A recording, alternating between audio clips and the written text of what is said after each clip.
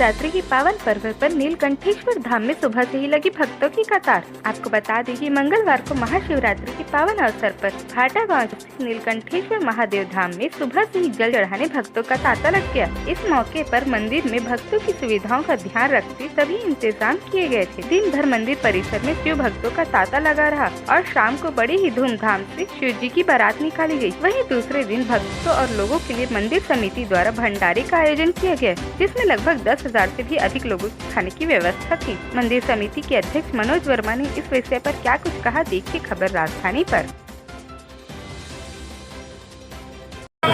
महाशिवरात्रि के अवसर कल महाशिवरात्रि का पावन पर्व था और कल शिव जी की शादी का दिन था और हमारे नीलकंठेश्वर धाम की परंपरा रही है कि जो भी पर्व आते हैं उसमें दूसरे दिन भंडारों को रखा जाता है। और कल तो एक विशेष दिन था, भगवान जी की शादी का दिन था, तो उसी परिप्रेक्ष्य में आज भंडारा कह लो, महाप्रसादी कह लो, उसको आज हमने यहाँ पे रखा है हमारे समिति के द्वारा। और कम से कम 8 से 10 हज़ार लोगों के लिए हमने भंडारा को व्यवस्था की है। इस तरह की तमाम छोटी बड़ी खबरों के लिए हमारे चैनल को लाइक, शेयर और सब्सक्राइब करें।